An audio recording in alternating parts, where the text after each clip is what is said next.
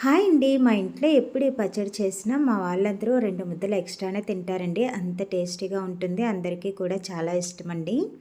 ముందుగా ప్యాన్‌లో కొద్దిగా పల్లీలు, ధనియాలు, నువ్వులు, జీలకర్ర, ఎండుమిర్చి ఇవన్నీ వేసుకొని కొంచెం ఫ్రై అయిన తర్వాత వీటన్నిటిని మిక్సీ జార్‌లోకి తీసుకొని మెత్తగా పౌడర్ చేసుకోవాలండి. ఈ విధంగా పౌడర్ చేసుకున్న తర్వాత పక్కన పెట్టుకున్నాక అదే ప్యాన్‌లో రౌండ్‌గా కట్ చేసుకున్న బీరకాయ ముక్కలు కూడా యాడ్ చేసుకోవాలండి. అందులో కొంచెం చింతపండు, హాఫ్ టీ స్పూన్ పసుపు, టేస్ట్‌కి తగ్గ సాల్ట్ కూడా వేసుకొని బీరకాయలో ఉన్న వాటర్ అంతా ఇంకిపోయి బీరకాయ అంతా ఫ్రై అయ్యేంత వరకు కుక్ చేసుకోవాలండి. ఈ విధంగా ఫ్రై చేసుకుంటే మనకు పచ్చడి చాలా టేస్టీగా ఉంటుంది. చూసారు కదండీ, మనకి బీరకాయ అనేది ఇలా ఫ్రై అయిపోయింది కదా. ఇప్పుడు కొంచెం చల్లారిన తర్వాత దీన్ని కూడా మిక్సీ జార్‌లోకి తీసుకొని కొంచెం ఘాటుగా రుబ్బుకోవాలండి. మెత్తగా చేసుకుంటే అంత టేస్ట్ ఉండదు. ఇప్పుడు దీన్ని పోపు వేసుకుందాం.